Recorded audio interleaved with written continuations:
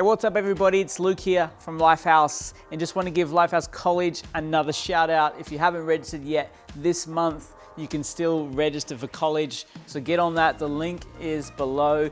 Join us, we've got like 300 students in college now. Big community online, lots of people, lots of single people. So jump on there, you could find the love of your life and also learn a whole bunch of amazing studies. So it's going to be incredible. Tonight, we are going to look at a finance series. We're going to be talking about financial freedom.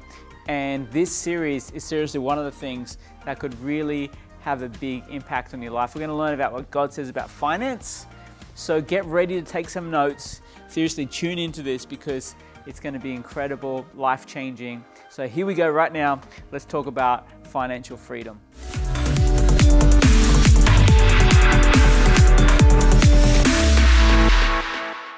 Well, hey everybody, and welcome to step 4 of 7 steps to financial freedom.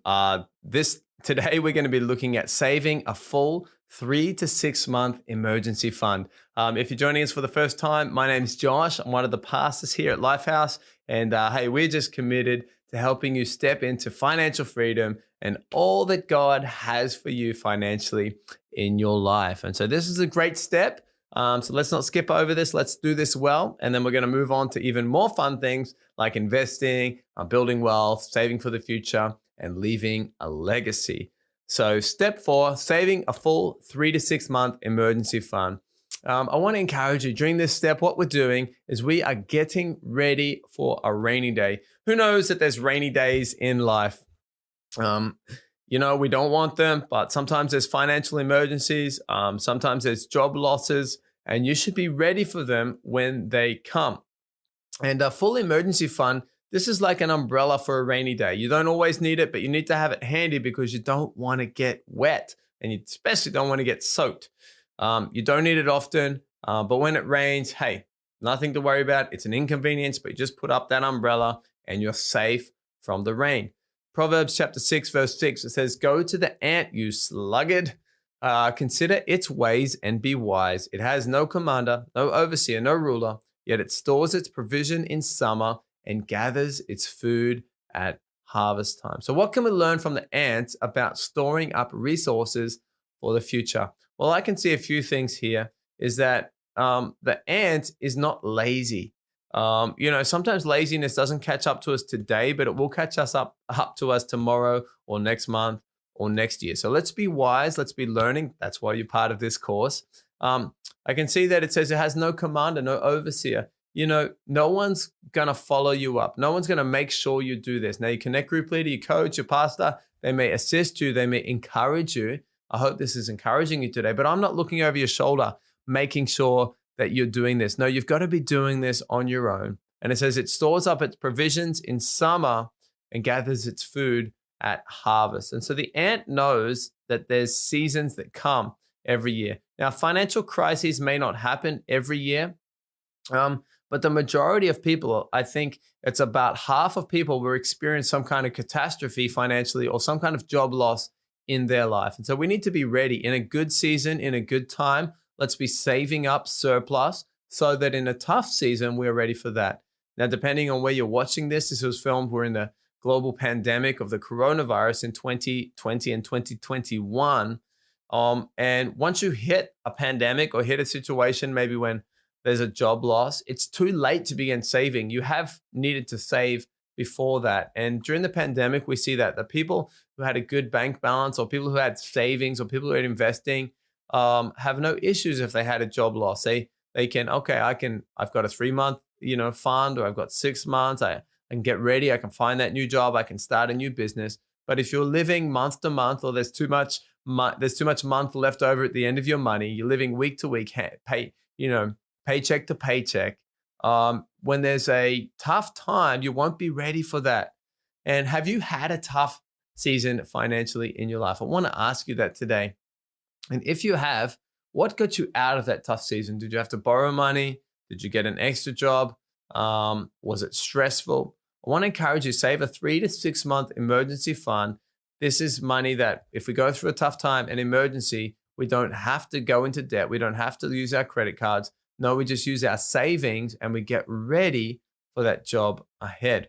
We'll never need to go into debt again once we have this fund. It should be considered like insurance, not saving. So we're not trying to make money on it. We're not trying to invest it. It's more of an insurance policy. And it'll also bring us a lot of peace and help us sleep better at night. And actually, for me and myself, I'm a pretty peaceful guy. I don't really need a lot of money in the bank, not to be worried. I'm happy to invest everything that we have or pay off everything on the house. But I tell you what, for any wives or my wife Yuki, or if you're married, usually if you're married, there's usually one person who's maybe a little bit carefree, maybe a little bit of a spender. That might be me. But there's also usually one person that's more of a saver, and probably not a worrier, but a sense of, hey, we need some money in case something happens with the kids, or something happens for college, or something happens with the house. And I tell you what, even though I might not personally need money in the bank to feel peaceful, when we do, there's a sense of peace over the whole family that, hey, this is not savings. This is not Josh doing something crazy. This is money that we just have there in time of an emergency. And we've been married for over 10 years now. And there's been several times where we've had emergencies. Maybe it's to do with school. Maybe it's to do with health. We've got 4 kids. Maybe it's to do with hospital bills. But we've had to use money from that emergency fund. And I've been so glad that it's been there, so we didn't have that stress on our life. And as we said, most people are going to experience a job loss in their career. And it can be challenging to get a new job and keep your confidence if you don't have any money in the bank. And any recruiters would know, or if you're an interviewer, you would know, there's a very different sense of a person who's sitting across from you, and they don't need the job. They're just going to take the job if it's the best match for them. That's where you want to be. And there's a very sense, if there's a person across the table that's very needy and they're sweaty and they're like, if I don't get this job today, I'm going to be living in the park. So I need this job. I'll take whatever salary you have. I'll take it. We don't want to be in that position. We want to be in a strong position. So let's save up a full 3 to 6 month emergency fund. Now, how long is this going to take? Well, it depends how fast you can save and how excited you are for the next step, which is investing for the future. But this step, it may take a full 6 months. It may even take a year, because you want to save up to at least 3 months of your current salary for your emergency fund. So do your budget, work out how much can I save? Can I save this month, next month, the month after? Is that enough? Or do I need to keep saving and put this into emergency fund? And you can combine this with your short-term emergency fund that we looked at in step number 2. Once again, put it in a bank account that you don't have easy access to it. Maybe you don't have a card to it, or you don't have online banking transfer to it. This is not your holiday money. This is not the car money. This is emergency money in case something breaks, in case there's a job loss, in case I need to fix something. If there's an emergency bill, a hospital bill, I'm going to look back. This is my cushion. This is my margin. This is me being wise. Proverbs 6. Come on, store up our provisions in the summer, ready for a rainy day, ready for a winter, gather the food at harvest time. Well, I'll tell you what, let's be doing this step. Let's not go ahead until step 5, until we get this step done. Once again, if you need any help, talk with your coach, talk with your Connect group leader, talk with your pastor if you need. But let's be saving up a full 3 to 6 month emergency fund. Even if something happens like a global pandemic or economic downturn, you'll be ready for that, and you'll be in a strong position to start a new business or to get a new job with confidence and with peace. And your husband or wife will thank you so much for it. But have an awesome week, guys, and we'll see you next week at step 5. Have a great week, guys. Bye. Well, welcome to step 5 of 7 steps to financial freedom. And today we are looking at investing for the future. My name's Josh. I'm one of the pastors here at Lifehouse, and we are just so excited and committed to helping you move into a place of financial freedom, doing finances God's way. Step 5, investing for the future. This is an exciting step. This is probably the step that you were most excited about when you signed up for this course. What investing is simply planning for the future. So rather than living month to month or paycheck to paycheck, it is wise to have a plan for the future. Now, in general, wealthy people have a financial plan and poorer people have no plan. You'd think it should be the opposite. Poorer people should have a plan and a budget, and so they can get to a place of wealth. but actually a plan leads to wealth. And so wealthy people generally keep to a plan. Matthew chapter 25, verse 19, Jesus is actually talking about investing. And he says, after a long time, the master of the servants returned and settled accounts. And the man who had received 5 bags of gold brought another 5. And he said, Master, you've entrusted me with 5 bags of gold. See, I have gained 5 more. And his master replied, Well done, good and faithful servant. You've been faithful with a few things. I will put you in charge of many things. Come and share in your master's happiness. And Jesus is telling a parable here. Obviously, he's talking about the gifts that we've been given and we've got to multiply them. But he's also talking about a story that was commonplace in the culture, that if you've been entrusted with something, if you've been entrusted with 5 bags of gold, that God is actually expecting you to double that or to increase that. And here we see, if you're a financial person, we can see that person actually had a 100% increase. That was a good increase. Now, I don't know how long the master was gone. Maybe he was gone 5 years. That would mean he'd have 20% increase every year or something similar to that. And yes, God's given us gifts. He's given us talents, but he's also blessed us with those talents to work. And with that work, we're actually earning money. And I believe God has called us to multiply that money rather than just working for the money and putting it in the bank. We've got to put that money to work for us. We've got to increase what God has given us. And the increase is not just for us. We know that all throughout the Bible that God has called us to tithe and put God first, number one, but he's also called us to be generous. And I believe the most generous people in our city. And it's a lot easier to be generous when we have surplus, when we have margin that we can be generous with. So I want to just ask you a simple question today. What are you doing today that's growing your money? How are you growing your money? You know, if you simply are just putting your money under your pillow, well, that money is not growing. You may actually lose it. If you put your money in a bank account, it may be receiving a small interest rate. But in general, the rate of inflation, as prices go up across the world, that your bank interest rate doesn't actually keep up with inflation. So over time, maybe you had $1,000 in the bank and you gained interest on, $100. So it became $1,100 over 10 years or something like that. In 10 years, what you could buy for $1,000 is maybe it takes now $2,000 to buy. And so even though you had a small gain, the rate of inflation is often more than the deposit at a bank. And so it's our job to actually educate ourselves on different ways to invest and grow what God has blessed us with. And I want to start you on an interesting journey. This is a lifelong journey of discovery, I believe, of managing money, of investing, of doing wealth God's way that many people actually will never get to you.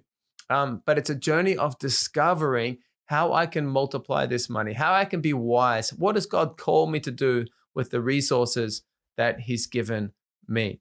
So you need to look at the different areas that you'll be investing for. Why are you investing? What are you doing? Are you just saving money for money's sake? Or what are we doing? Well, some common areas that we'll probably need to have an investment fund for or saving money for the long term are areas that they're more than 5 or 10 years away. If it's less than 5 years, you're probably best in most cases not to take much risk and just to be saving that money. So if you need something next year or in 2 years, it's recommended maybe you don't risk investing that money, but maybe you should be saving that because you're going to need it in 1 or 2 years. But if you're looking at doing things like buying a house, depends how old you are. But if you're 20 years old or 25 years old, maybe you're not looking to buy a house until you're 30 or 35 or get married. Maybe we could be saving into a fund or investing into a fund that's going to be used to buy a house in the future. Sending kids to college. This is definitely something that we need to be looking at for the future. This is something, if you have a child, it's going to be about 18 years away or 20 years away. And so whether they go to college or not, maybe there's different courses or things they do at that time. It'd be good to leave them with a sending away gift or a providing for their college or paying for something or just being a blessing to them. And so that's probably something we need to be investing towards. Retirement. This is definitely something, probably the main thing that we need to be investing towards. In most countries, that's when you're about 65 years old. So you can start when you're about 20. And for 45 years, you can be investing. And we're going to see the math in just a moment. But it's amazing how much that investment can grow to in over 45 years. And studies show that when you give a name to your savings or to investments, when you actually have a vision behind it, you're much more likely to stick to what you decided. So it's important to put things in a different bucket. One common question is, should I save or should I invest? In general, this is what Dave Ramsey recommends as well, is that if you don't use the money for 5 years or longer, investing is going to give you a greater return than a savings account. And just a simple math on this is that over time, the stock market or just investments in general, over about 5 years, there's a very high likelihood that there's an increase in that investment over 5 years. But less than 5 years, it can be more volatile, meaning some years are up and some years are down. And if you're going to need the money next year, don't risk your money this year because maybe there's a downturn in the market or a downturn across the world economically, and you may have less money next year than when you started with. But over 5 years or longer, in general, you'll do well with investing. So what types of investments are there? Well, from the church perspective, we're not going to give you advice into what you should do or what you shouldn't do, but we can have a look at different types of investments. And hopefully these should trigger a little bit of interest on your side that you can look into this. So if you're investing in the long term and assuming an average amount of risk, the most common forms of investing are called mutual funds. These are collections of stocks up to 500 or so companies that are diversified across different areas with different visions. Mutual funds, you can look at that. I recommend looking at Dave Ramsey's advice on that as a financial advisor and looking into this. More riskier forms of investment are something called individual stocks. This is where you buy a stock of a particular company. This may have great gains, but it also can have great loss if the company or the CEO doesn't do well. Even more conservative forms of investing are bonds or bank deposits. These are pretty much guaranteed rates for very little risk, but also very little reward, usually in the area of just a few percentage points. So other types of investing are also starting a business or buying a business, buying real estate. These are all forms of investing. Other crazy forms of investing, maybe more riskier, things like cryptocurrency or going to Las Vegas and betting everything at the casino. These are all very risky, 50-50 chance. Do I make money? Do I not make money? I would recommend stay away from extremely risky forms of investing. If you do invest in stocks or anything like that, make sure you're very educated. Me personally, I don't want to get involved in that. I want to be able to sleep at night. I don't want to wake up thinking, what's the stock market doing today? Mutual funds are pretty much in the middle. They give a general rate of return, which we're going to look at in a moment, but still with some risk. And other forms of investing like bonds or bank deposits or real estate are obviously safer, but maybe a lower return. So whatever you choose to do, do your own homework. So let's have a quick look at mutual funds because this is what Dave Ramsey recommends for most people. This is what most people's retirement accounts contain, mutual funds. So you need to understand what a mutual fund is. The biggest, most common mutual fund in the world is called the S&P 500. It's basically the top 500 companies in the world or across the United States. And it's returned an average of 11 to 12% return per year for the last 40 years. So as you can see, pretty stable in general, returns 11 to 12% per year on average over 5 years or longer. So you need to be aware that in any given year, it may go down or it may go up quite a lot. And Dave Ramsey recommends to diversify your mutual funds into 4 categories. One being large cap, kind of more solid traditional companies. One being medium cap, like the S&P 500 index, something like that. A group of middle level. One being small cap. These are companies that maybe are public companies, but they're still growing companies. And international funds, so you have exposure to the whole world as well. So I would recommend Google Dave Ramsey and mutual funds if you're interested in getting educated in that area. Moving on, let's have a look at investment accounts. So each country actually has incentivized tax-free accounts for long-term investing that you can use to avoid taxes. Now, of course, you can just go, you can Google online, and find an investment company or investment broker that you can invest with in the general investment account. But usually, whatever the gain is, so if you gain 20% or if you gain 50%, you're going to have to pay tax on that gain when you take the money out. However, in each country usually has accounts that are tax-free, meaning if you leave the money in for a certain amount of time and you don't take it out, that it is actually not taxed. Now, in America, this is probably most common. There are types of tax-free investment accounts for retirement. In Australia, where I'm from, there's also this form of account. In Japan, where I live, there's also this form of account. Basically, this means you can put money into your retirement account. There's no tax on this retirement account, or there's less tax on this retirement account, but you cannot take the money out until you're 65 years old. So the government wants to incentivize you to save and to invest and to build wealth yourself, because that means less burden for them. But to do this, they also want to put a limit that you can't take this money out until you're 65 years old. So have a look at that. That's a 401k in America, or a Roth IRA, or a superannuation fund, or in Japan, that's actually called an iDeCo account. So have a look at that. Have a look at your country as well. Also, there are different things that are short-term investment accounts. We have this here in Japan.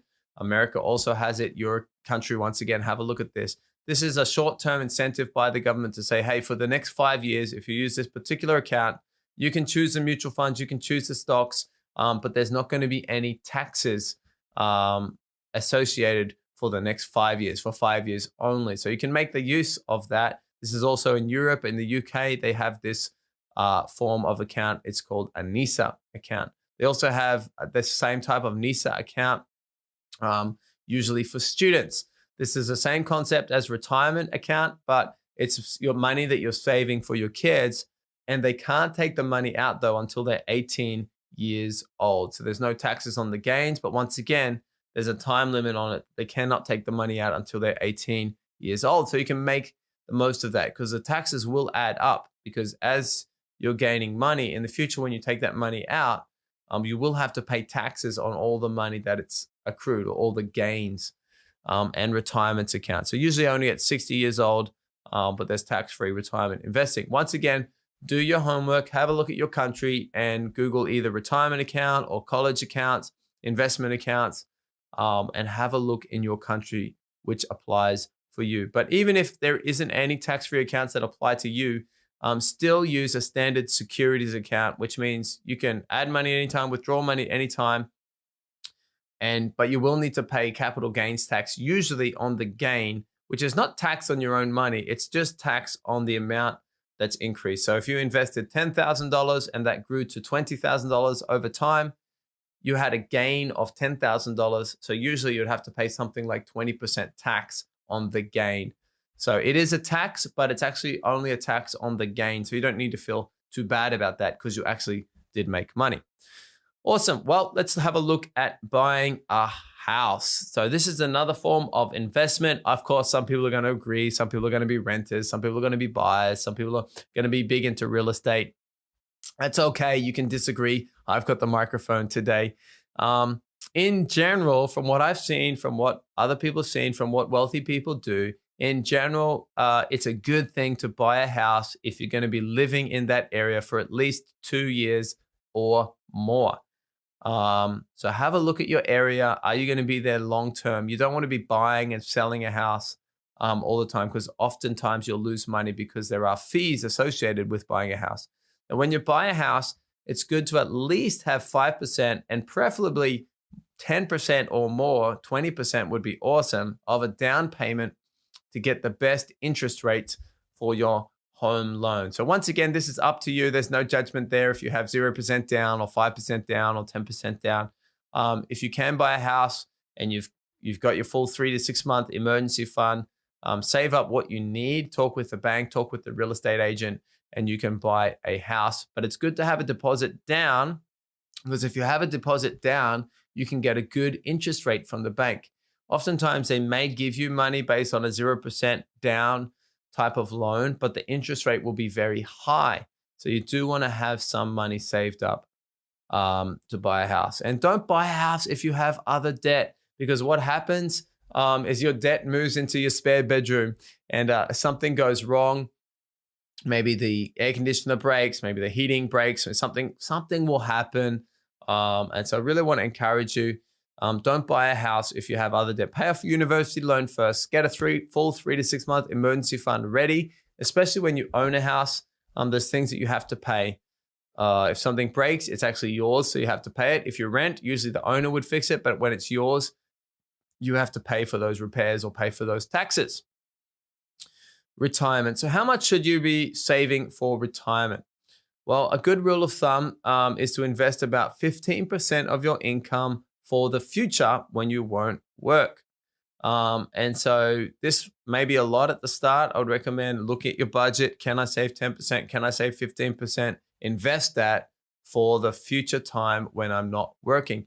Now, you may say, but I don't need that much. Well, it's going to be good to get to a place where you could retire early if you like. And what I mean by retire, I don't mean like just quit your job and do nothing. I mean, you have all the options that you want. Maybe you wanted to start that side business. Maybe you wanted to travel. Maybe you wanted to give some volunteer time at church or at another organization. It's good to be in a place where, well, actually, I don't need this income, but I choose to do what I choose to do out of love, out of my passion area.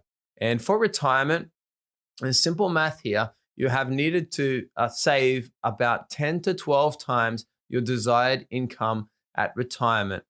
Why do we recommend saving 10 to 12 times your income, or investing up to 10 to 12 times your income? Well, because when you retire, you'll have all this money in the bank or in your investment fund, and every year you can withdraw about 6 to 8% from that safely.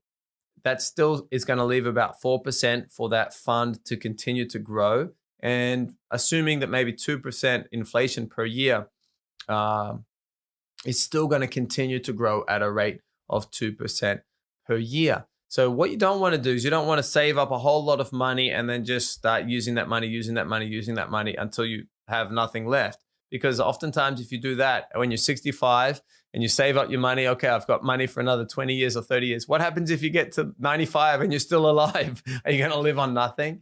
No, what we want to do is we want to have this big surplus, this big amount of money in the bank that we're not touching it, but we're living off the interest that it generates. So if you have 10 to 12 times your income or your desired income, you can receive 8% from that, and 4% is going to continue to be invested. It's going to continue to grow, and also allowing 2% inflation.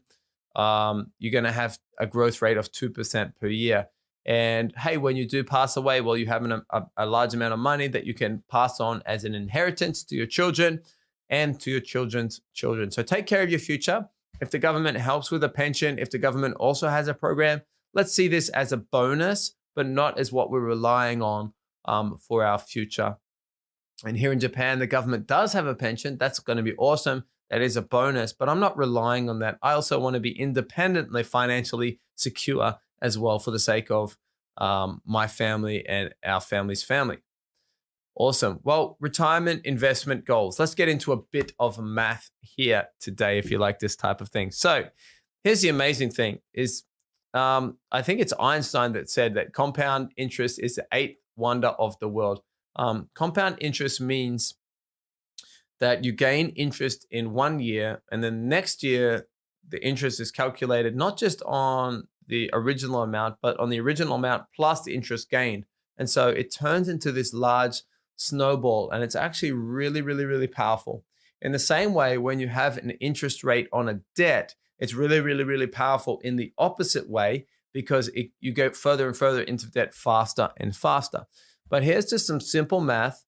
For example, if you invest $100 each month into mutual funds, returning 12% per year, in 40 years, that will become more than $1 million. So if you want to become a millionaire from the age of 20 to the age of 60, if you invest $100 into a standard S&P 500 mutual fund every year for 40 years, you would have over $1 million invested at that point at the age of 60. I don't know about you, but that's probably a pretty good place to be in when you're 60 years old. And $100 a month, most people could find that amount of money. Maybe that's stop going to Starbucks every week for a few weeks for each month, or maybe that's eating at home an extra night a week, or maybe that's doing an extra job or doing a part-time job.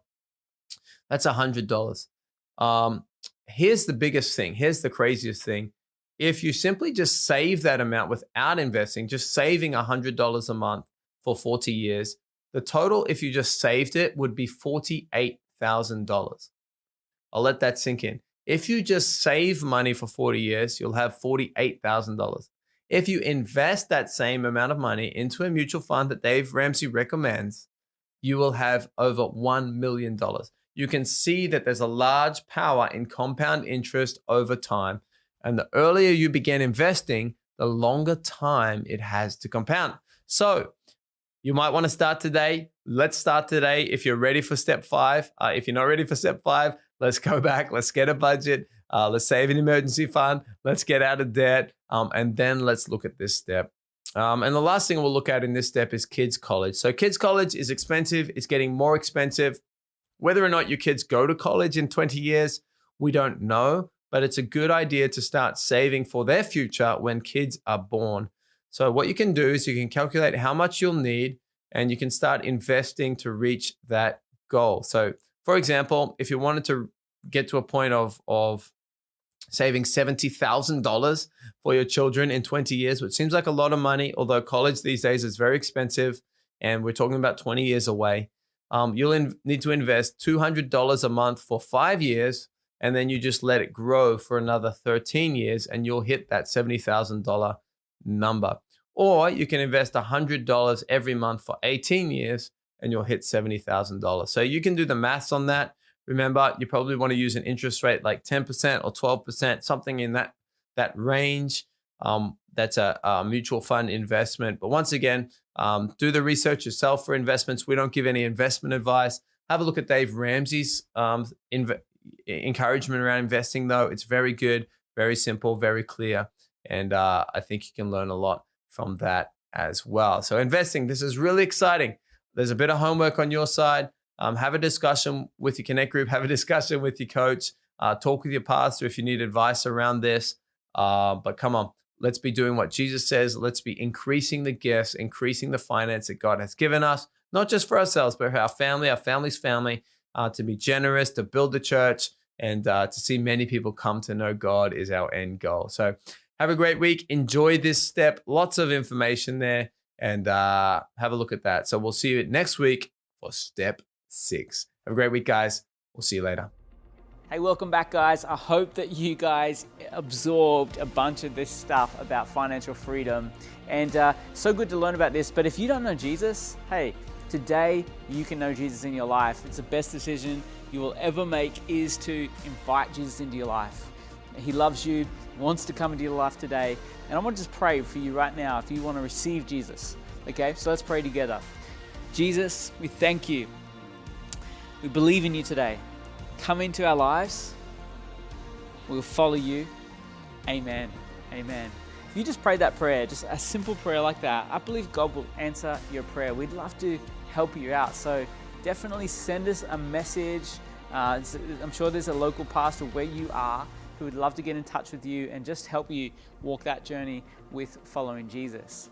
Now, we actually have a bunch of these studies, all of what we're talking about tonight. We actually have Blue Book studies, so you can jump onto the Lifehouse app, and in there is the Blue Book where we use in our small groups. There's studies in there on financial freedom. I think there's 6 or 7 studies. Jump on there, check it out. You can do that with your small group. And next week we're going to be back talking about the next subject. It's going to be powerful, so make sure you tune back in next week to be part of more financial freedom. Now, if you want to give, please jump onto mylifehouse.com/give. Links are below. Choose your campus.